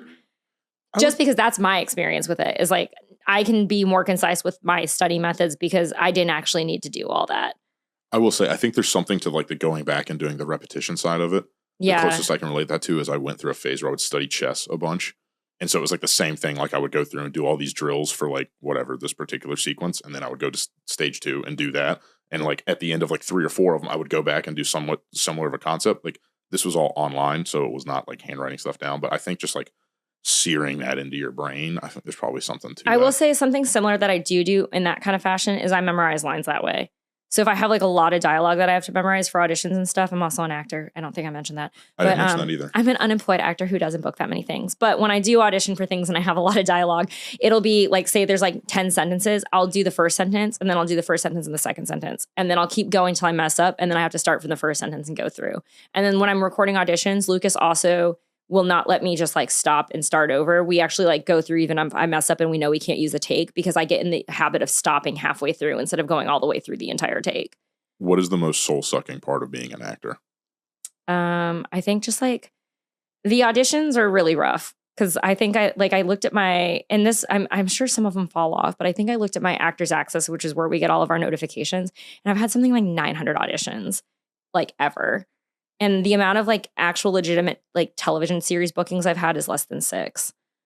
Oh my God. Yeah. I mean, I've had quite a bit of like commercials. I think I probably over the years, like maybe 25 commercials or 30 commercials or something like that. And like that's not even including like the print ads, but like the actual, if that many bookings to like 900 times, people were like, no. And that's just me. I think sometimes, and also we have a lot of auditions in Atlanta. Some of my friends would only audition like twice a year in California, but they'd book one of them. We'll audition sometimes. Like there was a point when I first moved here that I was auditioning like 5 times a week and not booking anything. And sometimes I don't even think that they're looking because we are in a place where everyone watches the auditions like on tape. So if they collect tapes, I don't even know if they're watching all 40 tapes. If they're just like, oh, wait, hit the one that I want to cast. And then they just don't. So who knows if anyone's even watching them. We can't see if it's like watched or not. Yeah. How long is an audition? It depends. You could have one line. A lot of them are, excuse me, sir. That's it. That's the audition? Yeah. Oh, I'm sorry. Have a seat. The doctor will see you now. What are they expecting to get out of seeing someone say 4 words? I think they just like look to see. You're practically an extra when it's like one line. Okay. Yeah. Do you get paid for that? Like if you get cast in that? Yeah. I think like day rate, if you like SAG, all this stuff is like, you can look it up online, but I feel like a SAG day rate, it's like about $1,000, maybe after like you pay taxes and you pay your agent and you walk with like less than 600, maybe. But yeah, that's like a one day. And then if you work like a week, there's a certain rate for that. I think it's like 3,500 or something like that. It changes like depending on like whether it's made for TV or if it's like a series or some series like that go on a network versus streaming pay. So those like aren't even like accurate numbers because, which is so annoying. Everyone will be like, just look at the SAG rates. It's like this table that makes no sense. And you're like, that's great. I'm trying. Like, honestly, if like I got underpaid or overpaid, I wouldn't even know. Like, hopefully my agents do because like, and that's like not great business stuff. But honestly, if you look at the table, I'm like, I don't know. Weren't you saying something about how like SAG basically has like an army of attorneys that they'll try and like make sure you're not getting screwed over with people using your likeness and whatever? Because we were talking about like the AI thing at y'all's place. I think after I know that if you have an issue with like a production that you did, you can file a claim for it. So I had a friend who did an audition and it was supposed to be like a promo for like a TV show. And that's different. A promo for a TV show is different than like a commercial product, like for a water or Gatorade. Like they look at all these things as like different things. So it was supposed to be a promo for a TV show. And then it was like super sketchy because we had to like film him like drumming in like a subway type of thing. And like, you're not supposed to, they've made all these rules against like us having to film and produce things, but it was like the other people that were being asked to do it were like influencers. So it was like a bunch of like influencers and then like some SAG actors and they were making the project SAG. And then this thing played during the Super Bowl. Yeah, I know. So he filed. Oh my God. Like they paid $1 million something or multiple millions of dollars just for the time slot. Yeah. Just for holy shit. And normally when you audition for that, for a Super Bowl, because I've auditioned for things that had a Super Bowl slot, it would say like, hey, this is like planning. This is a Super Bowl spot. Like this is what this is. This one was just like, this is just a TV promo. And then I think like to get paid for the way that it was, because it wasn't even like a principal role, it was like a stunt or something. I don't know like what they were counting it as, but it was like, I think you got paid like $500-$600 for this stupid thing. And I was like, you shouldn't even do it because they can't ask you. Like you can get like fined for like playing drums in the subway without a permit. Like, because we were up in New York and like all that kind of stuff. And so that was like crazy to me. And then that he filed a claim and he did get paid for that. But all the influencers who are not SAG, and then they got hosed. Yeah. Well, all they got to do is like tell everybody like, hey, like my thing showed during the Super Bowl. Like, look, I was playing during the Super Bowl. And they took their money and like, I guess maybe, I don't know, make a bunch of money on like Instagram or something, but. Probably not, because if they put that up there, then the company that licensed or ran it in the Super Bowl probably is like, we have it licensed. Oh, that's a copyright strike. We own the IP on that. I've never thought it was fair. Like I had the exact same, I don't know if I told you this, but like I had a campaign for an ad. And then my friend had the exact same campaign, but the influencer version. And we got paid the same amount. And the difference was like, I got paid for working it that day, like the fitting, I think the COVID test, because it was like during all that kind of stuff. And I got paid for that. And then she had to like produce like 3 content pieces. So she had to like film, edit, be in it, submit it, have them approve 3 different pieces that were going to be ran in perpetuity. They were just like, okay, we're going to take this in perpetuity. Mine was going to be like, you work the day, and because it's a SAG commercial, they're going to like negotiate usage. So it could be 3 months or 6 months or a year or however they want to run the campaign. They ended up not using my cut. Like I ended up not being in it because it was a very long commercial and they only had like a 15 and a 30-second spot, and they probably filmed like a 3-minute like long story commercial. And so I ended up not being in it. Like 2 of my friends worked it too, and they were completely cut out as well. So I got paid this exact same amount for it to not even be out in the world as she got paid to do all that work. And have them running it in perpetuity. I mean, it's like a lot of campaigns, including that one. I don't think they're really going to need it longer than in perpetuity. Like another example of this is if you work for Nintendo and they're always coming out with new technology things, like you're not going to be running like an ad for like a 1996 Nintendo like 10 years later. Yeah. So the in perpetuity doesn't matter as much, but still like it's kind of nice to just like at least demand like a 5-year limit or like a 4-year. Because I have a friend who did stock photography, and she ended up being an executive at like a studio later, like way later. But when she was younger, she did like a stock photography shoot for like, I think like the post office, and like they're still using her on flyers. And her friend, like all of her friends, like in her like now big kid job, like 20 years later, are still like, hey, we saw you at the post office. Or UPS, I don't remember, it was like something like that. And it's just like the girl. Did she still get paid for that? No, she got paid like one time for in perpetuity. Oh. Yeah, so it was like a $1,500 like she got paid $1,500. They're going to use it forever. And then later she's like still, and like at the time you're like 21 and you're like, oh, this is cool. Like people are sending me my own face, like at the post office. And then you're like, wait, I should be getting paid for this shit. They're still using it 20 years later. Yeah. Well, I mean, when you sign in perpetuity that you're giving, but still, I mean, I don't know, 50, that seems like an easy way to game the system, is just find a bunch of like young people that need. Who do you think they put in stock photos? Yeah. Stock photos are the worst. Like, I don't know if you've ever watched Friends, but do you remember when Joey was like a stock photo in one of the episodes, and then they used him for like venereal disease? I literally was thinking about that because I saw a clip of it, and he was like hitting on a girl in the subway, and then she like looks back and she's like, like freaks out. What does so-and-so know or whatever? Yeah. But they can do that where it's like they can put you in like stock photography is always like the worst. They always like warn you about this when you're brand new. They're like, don't do stock photography because they can literally run it on anything. Like a political ad, they can run it on that because their stock photography is like you take a picture with no purpose. And like sometimes it'll be like corporate people wearing blue. Like it'll be something stupid like that. And then they sell it, and then people just pay for the usage for the stock photo because it wasn't specifically for some kind of campaign. The reason why the other stuff pays so much more is because like I don't know, Walmart doesn't want the same stock photo that like also Target's using. So they would rather pay like their own models and make sure like they own whatever this thing is. So that's like one of those things too. But I auditioned for stock photo print stuff when I was new because I was like, oh, whatever, who's going to see it? Yeah, you're like, I just want money. Yeah, you're reps, young. You're like, yeah. Exposure. Yeah, I want to tell people I'm a model. I want to be on a photo shoot, even though I'm getting hosed. Like, I mean, I feel like that whole industry is kind of like that because you always hear musicians talk all the time. It's like the label owns all of my, like, not usage, but like they basically own the actual catalog. Product. Yeah. I get to play it, but it's my song that I wrote and whatever. I don't know. The whole thing seems slimy as fuck. Like, also 10 years feels, I think, to my understanding with the music industry, and I'm not like an expert at this, I think it's like a 10-year contract. And can you imagine being like 18 and stuck with the same company till you're 28? It would be so easy, because if you don't have a business sense, no, you're an 18-year-old kid that is like, oh my God, I'm going to get money. Because like, if you're an 18-year-old kid, they throw you 50 grand, you're rich. And then you're 26 and you're like, I just made them so much money and I got a fraction of it. They paid me 50 grand that I paid taxes on, and I live in California. So I really kept like 30 maybe. And then I'm still stuck with them for another 2 years. You're like, own all your likeness and booked nothing. It's like, well, sell your soul, book nothing. Take your pick. Yeah, maybe I should have just like made an extra $1,500 or $2,000 or something here and there. But honestly, like working some of the non-union stuff was so miserable. Like the last thing I did, they didn't have chairs for us, and it was an overnight shoot at a bar. So we were like, I was like 34 years old sitting on the floor of a bar, like for this stupid commercial. Maybe I was 33. This was like a few years ago. And I remember sitting there and it was like before I joined SAG, because I texted all my friends. I'm like, I think it's like 2 a.m. It's a beautiful day to join SAG.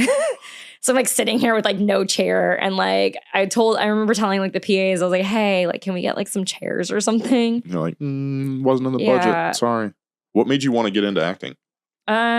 Well, I always wanted to do acting because when I was in 4th grade, I saw like a musical, and this kid that was in my class was like a munchkin and like the Wizard of Oz. And I was like, oh, this is cool. So then I did like 3 or 4 years of theater and could not sing. So I didn't even do anything good. Like I couldn't sing. So I was like ensemble and everything. Okay. Which is just like one of the extra people that like runs around the town or like whatever the thing is. Then I've never had like a lead role like growing up. And then when I met Lucas, and then I was just like, I kind of like put aside acting through all of college. So I hadn't done it for like 5 years. And I was like, yeah, I kind of always like wanted to be an actor. He's like, why don't you do it? You know how Lucas is like very like golden retriever personality. He's like, why don't you do it? And I was like, I don't know. I don't know. And then I ended up meeting, so Lucas's mom, this is like my weird, how I got into it. Lucas's mom had like this best friend, and her daughter was in LA as a singer-songwriter. Okay. And I was like, I'm from California. I'm like, everyone's a singer-songwriter, whatever.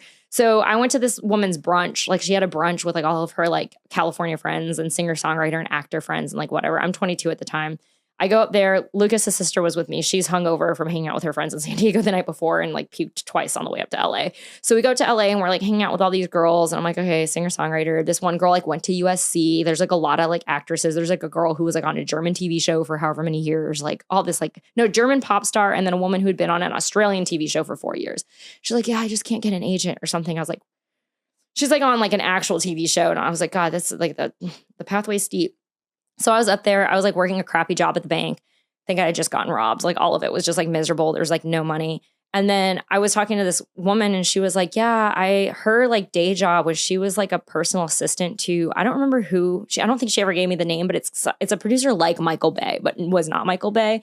And she would like run around and like literally pick the dog up, take the kid to like run scripts to set. And so she's like, yeah, I just like, and she's talking about like her actual music career that she wants and how like disappointing her life was. And I was sitting there being like, I make freaking $17 an hour working at the bank and it sucks. So, and I just got robbed. And I live with my parents. And I'm like, okay, I like did all the things you're supposed to do, which is like finish college and whatever. But like this girl who's like life that she hates is like better than anything I'm doing because she just tried.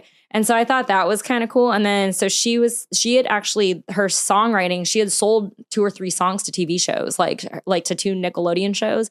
So she made the money that way. And then her husband had also written for Criminal Minds, like a couple episodes at the time. They're like dudes, like the dude's like in his 20s, she's in her 20s. And I was like, I guess I could be working at a bank or like doing cool shit like this. And then so I just started like, I got an agent and then like I submitted like headshots, whatever, found a local agent, auditioned for a bunch of commercials and then like took improv classes. And from there, like found my way back into the industry kind of. But it didn't really like end up being auditioning for TV and stuff until I went to until I went to Georgia. Okay. Because it's really hard to get into it in California. Just even an audition. Yeah. At my age, like in your early 20s, like you kind of almost want to start. Like if you were a child actor, it's not so bad. But then you're just mentally fucked. You're just mentally fucked. Or you had crazy parents or both.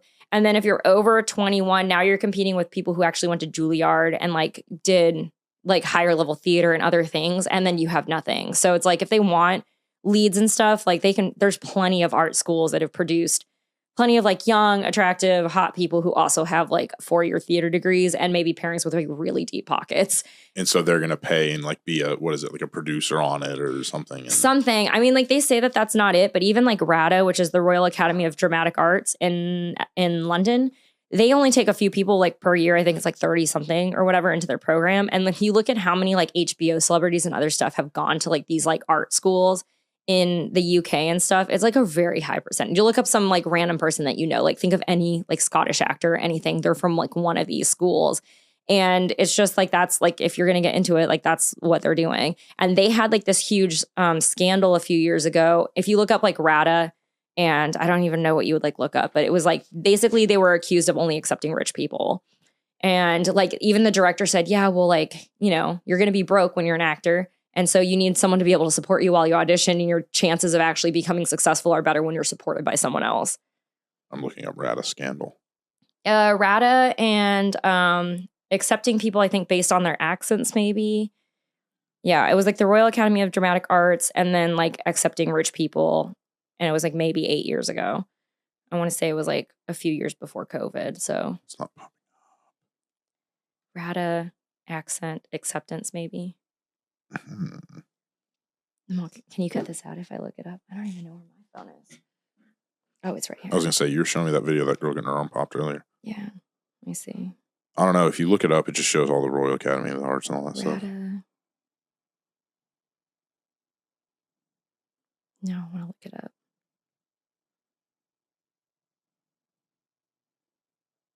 They're like, they wiped it from the internet.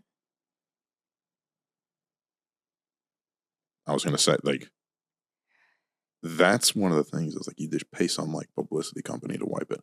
All right, I'm going to try not to have a bunch of dead time, but we completely glossed over you getting robbed at gunpoint. No, he said he had a gun. I didn't believe him. Did he? He didn't? No. You just called it. He's like, I've got a gun. Give me the money. You're like, nah. That's what I wanted to say because I didn't really think he had one, but they train you to like treat everything like it was a real. But bank robberies are very common. I didn't know this till I worked at a bank. And then like when they have them, they send, because like the FBI, I guess, like does all of the cases. Whenever you're working at a bank in the area, they send you like, hey, this like Chase was robbed. This Wells Fargo was robbed. This ATM someone threw in the back of a pickup truck, like all those type of cases. And like they send them to you. And like during, I want to say it's like bank robbery season's like October to January. I don't know if people are just poor during the holidays or like what it is. Desperate for more money. Desperate for more money or like maybe stuff's like due. But during that time of the year, it's like you feel like every single day you're like, oh, this place got robbed or this place. But my guy just like came up and like they act like they're doing a withdrawal. They hand you a piece of paper like, hey, I want like this much money. And then it says, hey, I'm robbing you. Give me everything in your drawer. Mm-hmm. And then you just have to treat it like it's a real legitimate. Don't tellers only have like $5,000 in the drawer? So I worked at a credit union.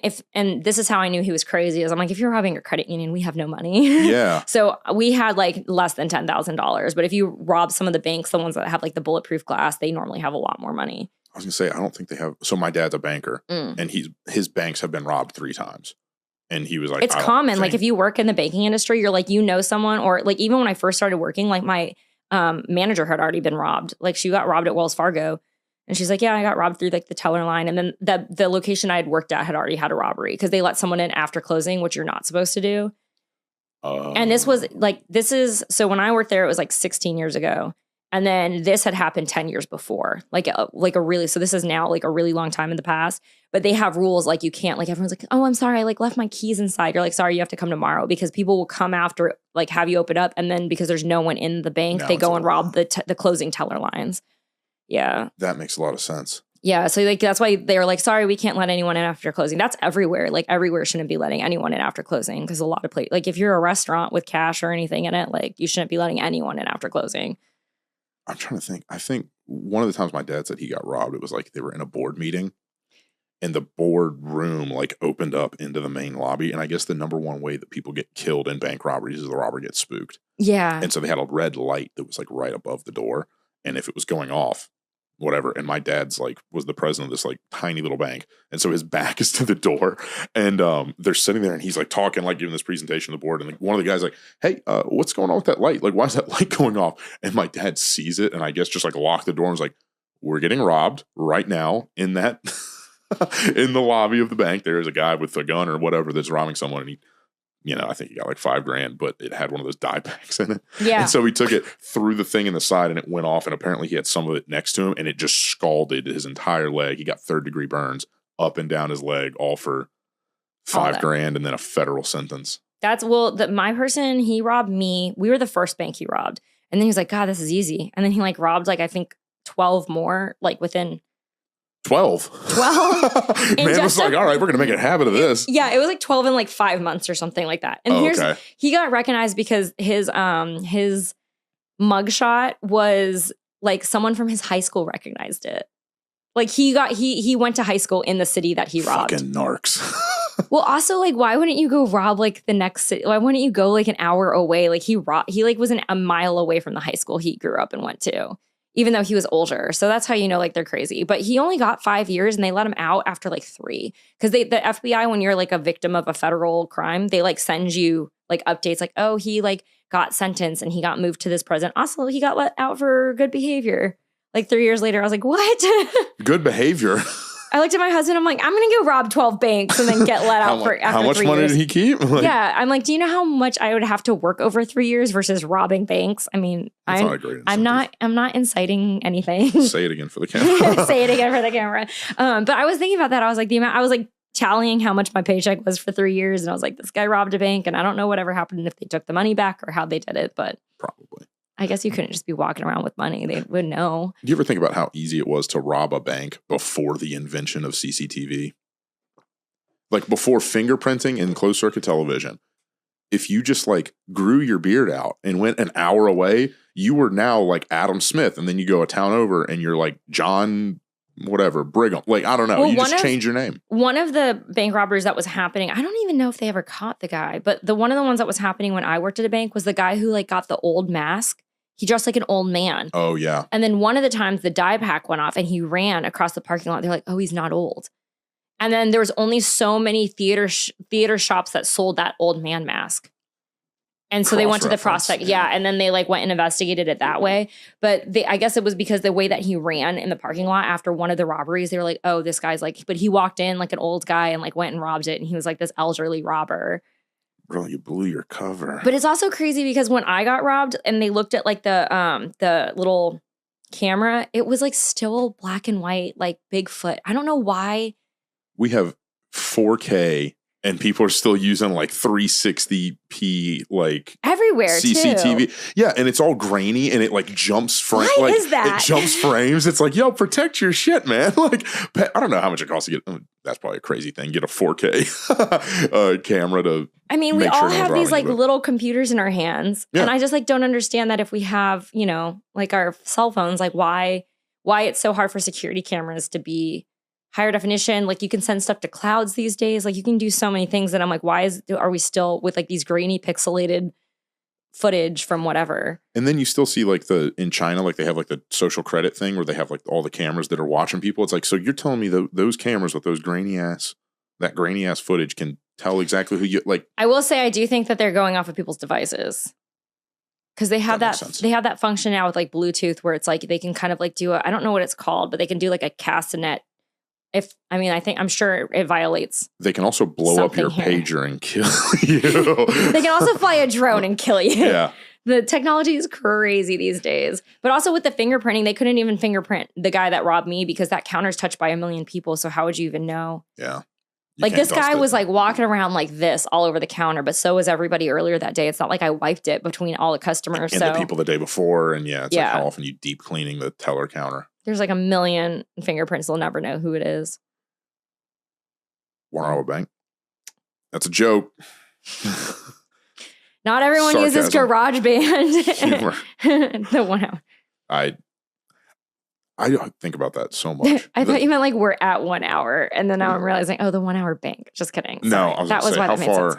No, it's like an hour and a half actually. Okay. No, I always get this thing for like an hour and a half, and it starts a little late. But yeah, I'm trying. What were you saying too about the bank robbery and something else about acting? How fucked up it. Oh yeah, how you wanted to get into it because you were like when you were younger, got into it. So are you kind of like forced to join SAG if you don't want to get taken advantage of?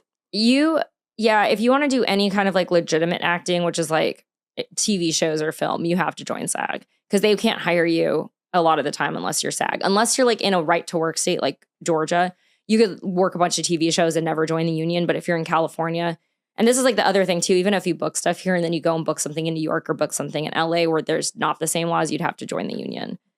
That seems like a monopoly. Like does someone own SAG?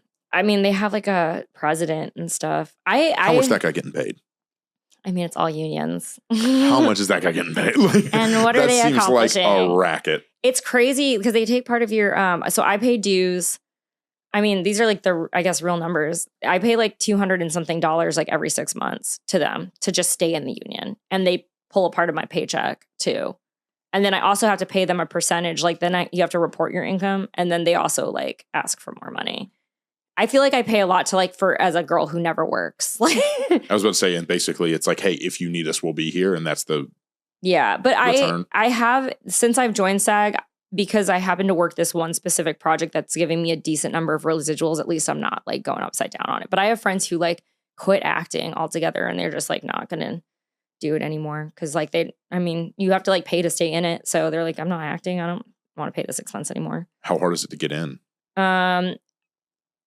I guess people say it's hard. I kind of joined like at a time where you could do like a crappy, like you could do what were they calling it? Web series before like Netflix was really streaming and all that stuff. Cause web series means a lot now. But like back in the day, I would just do like a web series and then, like your friend would write you a thing and just be like, oh, cause you had to work a union project to be able to join the union, but they won't hire you for a union project if you're not union. Yeah. That was the problem in California. It was such a pain in the ass. It's like an entry-level job. It's like, we're looking for someone with 5 years experience, but this is entry-level. Yes, but you need 5 years experience. Well, then where am I supposed to get the experience? Like, that's insane. So I never actually auditioned for any TV and film in California because I wasn't in the union. And then all my money was coming from, this is like before influencing and all that stuff. All my money came from non-union commercials. I booked like a ton of non-union commercials that were like 1 to 2 year usage. So I didn't have to like worry about like getting hosed or whatever. And then I just like booked a ton of those one summer. And I was like, well, why would I give up like even like $10,000-$20,000 to just like join a union and like maybe book a SAG commercial and maybe make a bunch of money. But then I met this girl who went to USC and she like booked like one of every commercial to not have conflict. So you can like work like one, the way that the thing is like you can work like Burger King, but you probably can't work McDonald's while it's still running for obvious reasons. So she booked like a fast food. She booked like a technology thing. She booked like a cell phone. She booked all the things and it like paid for her whole like USC education. But stuff doesn't pay that much anymore.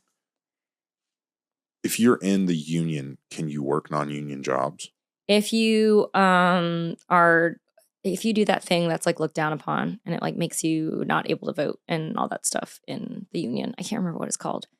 It's the principle in all unions where it's like if you work non-union stuff, it's kind of like you're not a scab because that's during a strike. What is the thing called?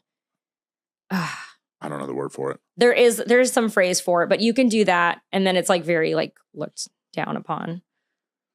I mean, it's whatever. We're all friggin' unemployed. Shut up, SAG. That seems backwards. Yeah, too, like I know some people that are in like the food services industry in SAG, and it's like I think they are technically in the guild or something. I don't know if they're in it or what the deal is, but it's like obviously if SAG goes on strike, they don't have work. Oh, it's like because it's like a solidarity thing. So like if SAG goes on strike and the Writers Guild or the whatever, we're all like supporting each other and. Yeah, and so they were sitting there like, hey, we've got a mortgage to pay. And like, unlike a lot of you, I mean, I guess the assumption is like all these actors have millions and millions of dollars, like the guys living in Beverly Hills. It's like, you guys are all rich and can exist for the rest of your lives without working. That's great. We're normal people that are doing service provision and we don't have that kind of money saved up. Like we've got mortgages, bills. And all that kind of stuff. Kids to feed. Well, that's like the thing about the acting strike, which is, I think I could have this number wrong, but I think it's like 87% of actors don't make enough to qualify for health insurance. And to qualify for health insurance, it's like the poverty level. I think it's like $26,000 a year. So I'm like 87% of us is not a full-time career. That's saying it nicely. Like it's just not even like quick That's trip, saying it nicely. Cashier level of like career. It's not even that for most people. Like 87% of people in the union. And we're not doing anything to help you get a job. But also if you go get a job outside of here, we're going to look down on you and like strip your rights away to vote inside of the union. That's and then fucking also, extortion. The strike can last forever because I'm like 87% of us are already not working. Like everyone was talking about, shut like, the fuck up. It'll go over however long. You're already starving. It doesn't affect like, you. of the 13% that were out there, like, in the streets, I was like, well, that's great for you, but we're all still working the same jobs. I mean, I'm unemployed and my husband bankrolls my lifestyle. But other than that, like, I feel like you could just, I actually was working during the strike this last year. I got a job at the gastro office because I need health insurance. So I was like, oh, my doctor was like, oh, you can work here. I have health insurance. I was like, really? I'll take a job. I'll take a job. Yeah. Paid nothing, but I had health insurance. Hey. Because, like, if you aren't working. You need that for jiu-jitsu. I mean, really, though. I also got Aflac and I still pay for that. That's like the injury one. Like, if you break something, it like pays for your x-rays and like does all that stuff. I've already used it. That's a whole other conversation. Insurance is insane to me. Yeah. Jumping back to jiu-jitsu, I blew my shoulder out, kind of back to jiu-jitsu, demoing a house. And basically when you looked at how much money it was going to cost between like deductible and COVID, like all that BS to go get my labrum done, and how much it was to fly to Vegas and go get a stem cell injection in Vegas and fly back, I think it was like an $800 or $1,000 difference between the two. And I was like, I'll pay an extra $1,000 to not have to wait 6 months to be able to. That's the other thing is it's so invasive and so many things can go wrong because it's more invasive. I mean, I'm thinking of maybe. Oh, we were talking about the BPC shit. Yeah. BPC 157. Yeah, I'm not getting drug tested. Rachel Lamb, performance enhancing drugs. Not a world champion. Fake. Drug test her now just at IBJJF. Old, and she wants to be able to brush her hair again. Unacceptable. Yeah. I came here like this. I was like trying to put on like just even moisturizer and I'm like. It hurts. It hurts. I can't. I like dropped off some keys at the front of my house and I was like, ow. Ugh. Yeah. It hurts more now that I've put it in the splint though. I don't know if it's Lucas said that that's normal. And I'm like, I don't know. Is that? I don't know. He's like when you stabilize it, I guess maybe like I don't know why it hurts more, but like when I took it off, I was like, wow, this hurts way more than when it wasn't in the splint. That's whack. Yeah. I don't know. We'll see if it heals. Last thing about jiu-jitsu, women's jiu-jitsu versus men's jiu-jitsu and all that fun stuff. I'm having a hard time getting girls who don't do jiu-jitsu to do it because it's so gross looking. The number one complaint? The number one complaint is like they see the open mats and they see the things and they just see the sweat. And it has been summer, but they're like, that's like their biggest thing is like they don't want to roll with men and they don't want to roll with sweaty men. And I was like, well, that's fair. Both of those are very fair. And I don't know how to get past that. I was like, it's gross. One of the things I do tell them is I'm like the first time I did jiu-jitsu, I only did it with Lucas for like the first 4 months, mostly at our old gym. But even like partnering with girls, I was like, this is just like, I'm not even a hugger. At the time. Now I hug everybody, but like originally I'm like not like a touching person. And so when I was like doing it with Lucas, it was still, I was like, okay, this is fine. And then when doing it with a complete stranger, now I'm like, you touch people all the time that you don't know. You're like, hey man, you're working together, like you're partnering and it's like not weird. Yeah. It is weird when you work with a brand new person, you could feel that they're weird about it. I felt that literally yesterday because it's like you're a little uncomfortable. You're like, this dude is like kind of hugging me in a weird way. You're like putting something on a shoulder of this and you're like, oh, they're not used to this. But how it is weird that we meet so many complete strangers, we shake hands and we start doing jiu-jitsu with them. You have like an odd comfort level in the fact, I mean, given you probably shouldn't because all these, like, there's plenty of McDojos and weird culty gyms and whatnot, but it's, you meet someone and it's a complete stranger and then you practice killing each other for 6 minutes and you're like, hey man, thank you. I appreciate it. You're like chest to chest with a stranger. Yeah. More than chest to chest. They're like driving their shoulder into your neck. You're like gurgling for it. Like it's fucking weird. It is. That's what I think is hard for people to get past. But this is why I'm like, maybe when you introduce women to it, like if you're just doing like the open guard passing, maybe, you know, like they're sitting on there and like they're just like, you know, you're walking to the side and they're just like shifting hips. I'm trying to think of like ways to break people into it where they can enjoy it. Not people, women, specifically women. I'm thinking of like ways to like break women into it where they're not so worried about like the touching and other stuff right away. And so many people are like, well, if they can't get used, they'll never get it. And I'm like, well, give them a chance. Like get them a chance to see it and get used to it and try it and feel empowered by knowing some things. And then maybe they'll do more. You don't have to go from this is my first class to, hey, go roll with this like 250-pound man who's sweaty and maybe a little smelly. And their rash guard's gross. A little smelly. Everyone's a little smelly. Like, I mean, I even leave my like clothes in a bag for like a couple days and have to like vinegar it and do all the While things. We're talking right now, I have my gi from last night. It is sitting. I didn't wash it when I got home last night because I was like dead tired and I was like, fuck, I need to wash that. Yeah, it has like a certain amount of time before it smells forever. Oh yeah. And then it's forever like just like the minute it gets damp, you're like, it smells like Tide and then you sniff it and you're like, okay, because now it's getting damp. It's starting to smell again. Oh my God. So that's why I'm like, I feel like there's a way to get more women into it, but I'm realizing that women I talk to my own age, when I mention all the jiu-jitsu stuff, is like they're really struggling with the touching and the sweat. If you had to like design like the perfect situation to take a woman specifically from having not trained to like getting them up to 100% full on, because like you train with Homer and a bunch of the guys like all the time, like obviously case by case, but like on a more conservative timeline, like what would that look like? I think I could. I've thought about this because I feel like eventually I would love to teach like women's self-defense, but in a way where it's like we're mostly doing a lot of the things that you would do in jiu-jitsu, but just staying on top more and not as much like not as, like the same way that people do like jiu-jitsu for MMA, where like you're keeping in mind that someone can kick you or like, well, not kick you, but like hit you and all that kind of stuff. I think that that's like maybe the jiu-jitsu that you can try to like work on that time. And at least that is something, because I know for me, like I think about this when I do like competitions where I'm like, okay, I know what my game plan is. I don't have one of those for self-defense because I just don't think about it that often, but I am like doing more wrestling. So I think for a woman, what I've started doing with girls that I've just met, that they're like, this is my second day, this is my first day, I just do like open guard passing. I'm like, okay, well, don't let me grab your feet, your head, or your hands. And I just like go around and I just play that game where like we walk in like a circle and I like try to get past it, and then they shift hips and they like do that.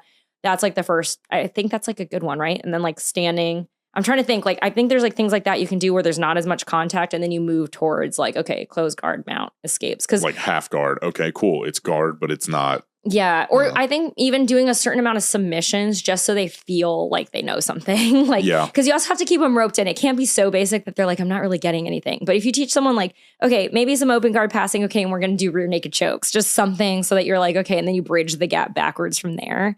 I think that's a good angle. Like here, you get to feel what the end product is of like, you get to lock in a rear naked choke and squeeze and feel that person tap, and you're like, okay, this works. Yeah. I mean, break falls, you have to learn to fall. I think that's the biggest thing, is like getting on and off the floor without hands. Yeah. In jiu-jitsu, that's a huge thing that even people our age can't do anymore. And as we get older, that's like the crazy thing about seeing like the jiu-jitsu grandmas and stuff out there is like, wow, these people are like collar dragging each other in the mats and like they're break a hip age. Like it's crazy. Also, I saw something that's like being able to get off of the ground without use of hands is like a longevity indicator in people. Like it's a lifetime indicator, because it's like if you, again, you fall, whatever, get disoriented, like you got to be able to get up. Like if you fall on your shoulder weird. Yeah, even recently, like when I'm at the gym, I try to get up without my hands, and now I can pistol squat both sides with just a little bit of a rock. Yeah, I surprisingly, like I was doing this like for months, and then one day I just like went and rocked onto a pistol squat and stood up, and I was like, wow, this is what happens when you like focus on like getting up without your hands. But then when I was teaching someone else to like pull guard, like one of the guys, I was like, oh yeah, this is actually like a regular traditional guard pull is a little bit of a pistol squat. Yeah. And people fall so fast because they actually don't have that mobility. And so they're literally just dropping down onto a hip instead of like sagging into it off of their leg and then and you can kind leg. of like use your weight and kind of like weigh yourself down and feel in control of it. Like you have a little bit more control instead of like wildly throwing your body weight, flopping down to the ground and then opening up past. And but like even like squatting, tucking your chin, like doing like a regular break fall is good, and then doing sweeps. I think like if you're on the ground and being able to keep someone away from you, like sweeping them. And then you're like practice, because I think falling is scarier. Like when you're new, even now, like in wrestling, it's not the wrestling that scares me; it's the falling in a weird way. It's falling in a weird way, like defending and like all that kind of stuff is just so much like back and forth that feels clunky. But the more I do it, I don't feel as clunky anymore. So I think other people will feel the same way. Watching brand new people do break falls is, I would go take DK's class when he was teaching the intro class sometimes. The way they even do this, like, and it's like you watch a break fall, and it's like, in what part of the break fall did I say post my arms straight behind me? It's like, bro, you're going to snap your elbow. I mean, I used to do some people teach them this way where they tee out their arms. I know, instead of like a 90 or a 45 degree. Yeah, this feels a lot more like going all the way. That starts to get into like extended territory. I don't like that. Yeah, and even this way, your hands can hit before the rest of you. But I like what they do with the kids, where they give them the tennis ball. I've never seen that. You can put a tennis ball between a kid's chin, and then when they hit the ground, it keeps their head from whiplashing, because that's the most important part. Because sometimes you don't actually get to do the whole slap. Yeah, you just got to learn to keep your chin tucked. Yeah, especially like I think the hardest falling when you're new is like when someone ashi sweeps you to the side and you're only falling on one side. Yeah. Doing the one-sided break falls, boss had me doing those because of judo, really like a long time ago, and now I'm like, wow, I can't believe I couldn't do that at one point, and now I can so easily break fall on one. Slap. Yeah, only one side. So I think break falls are like one of those things that, okay, well, at least when somebody knocks them over, they fall, like they can, and then shoulder rolls. someone hits you with a car. Like, I don't know. You might die either way. But like there was that story of that dude who like got hit by a car and he like went over and he's like, I tucked my head and didn't get hurt worse because I tucked my shoulder. And you learn how to roll over and it's not that scary. I mean, once you kind of like feel the movement, like you can just add more amplitude to it and you still like can feel the tuck. I don't know. If you think too, like how long you've done jiu-jitsu and how many falls you must have done in the time. Hundreds and hundreds. Hundreds and hundreds and hundreds. Now it's like if you fall out and about, you're much less likely to break a wrist or something because you just have those reps, even if it's on concrete. I mean, anything can still happen because a fall is a fall, but I'm like, wow, it's just crazy when you think of like you have that many hours of like falling that other people don't have. I wonder how many people have wound up in a hospital because they didn't know how to fall. Like a fall that they would have been fine, woken up and like, damn, I'm sore. But they wound up in an ER and like snap their arm because they're like, oh, and they like post and then their elbow like does compound fracture. And yeah. I definitely was a person who could not fall and was afraid of the idea of falling. Cause I'm the person who like was too scared to skateboard because I couldn't fall. Yeah. And Lucas has always been like a soft fall because he used to skateboard. And I had like a lot of friends like in high school who skateboard. And the way that they fall, I just knew that I was a break my wrist kind of girl. Yeah. I'm actually too scared to do the wrestler fall where you go on your stomach with your hands. Oh, really? They're trying to get us to do that one. Yeah. It almost like looks like you're doing the worm. Like almost. Yeah. I'm too scared to do that one. Because it's so foreign to what I do have experience in that I was like, you're like, whoa, that gets a little. Yeah. I'm like going this way. I'm like, this sounds like so dangerous. Now that I think about it, I think the only reason I wasn't scared to fall is snowboarding. But snowboarding too, people break their wrists all the time. Like when you're teaching a little kid how to snowboard, no, they post. Oh yeah. Because if you're going down, like if you're toe side, and so like you're facing up the mountain, if you like catch an edge and go forward, like you press out, like you're doing the same thing. And if you do fall into ice, I guess it's even worse. But like you brace. So in snowboarding, they have these little things that they'll I don't know if they're like add-ons into gloves or if it's the glove itself, but it's basically like a plate that like comes the right wrist here. guards. Yeah, and it pops up right here, and so it's like you the roller skating ones, like the roller skating ones are just exactly like this. Yeah, it's like that with a little bump. Yeah. Last question before this thing. Time's out. Yeah, I was about to say we're like way over time. I've been asking a bunch of people this. Do you think that you inherently trust people that you train jiu-jitsu with quicker than you would otherwise? You know, I did, but now I feel like there's crazy people in jiu-jitsu. Valid point. That's valid. Yeah, I do think that there is something good about jiu-jitsu that makes someone show up a lot and be consistent. Because I do think jiu-jitsu is something that you can't fake as easily as other things. Or like even if you're naturally good at, it's just something that like you either put in the time to train and do the things or you don't. So I'm like, I feel like I have a lot of friends who will like do something once or twice or 3 times and be like, oh, I like did that thing. But I feel like jiu-jitsu doesn't appeal to that personality type because you're spending so many months being bad at it that like it really like weeds out a lot of personalities. Yeah. And you do see someone's real personality, I think, when you're rolling with them. It's like if you're a dickhead. Yeah. Or a hothead or a whatever. Yeah. And that is shocking. I don't know if you noticed that with guys too, where I'm like, there are guys that I like at our gym and other stuff. And then I'll see them in a heated situation with another guy and I'm like, wow, that's a different side of them. It feels like personal. And I'm like, but you see parts of that personality that I would only see out in the real world in some weird extreme situation. Yeah, you definitely see like I don't know, everything's amplified. Yeah, because like it's a emotions fight. are high. And too, especially at least for men, it's like the male ego of like, oh damn, I'm getting beat up. Like that's not a great feeling. Yeah. Also like people, the way that they handle getting beat by someone who's like a lower belt, even if they're doing really good things. Like I'm always really proud when like the lower belts do stuff. I will go to sleep before I let a lower belt out. You're like sitting there like, no, not like this, not like this, fighting like hell. You're like, please, God, no. I feel like I learned a lot from Amon because Amon's always let me work. And then if I legitimately get something, I was like, oh man, I mean, I know you never really get something on a brown belt. He's like, no, you got that. Yeah. It's like, I don't believe you. He's like, no, I did all the escapes and you did it. So I try to be that way. I'm like, okay, just because like they got it, it's like, it's fine. Yeah, this isn't my identity. It's not. Yeah. Until it is. And then people make jiu-jitsu their whole identity. That's me. No, and what did you say earlier? I'm an unemployed housewife whose husband bankrolls her lifestyle. Unemployed, unsuccessful actress. And jiu-jitsu athlete. And jiu-jitsu athlete. Rachel Lamb, everybody.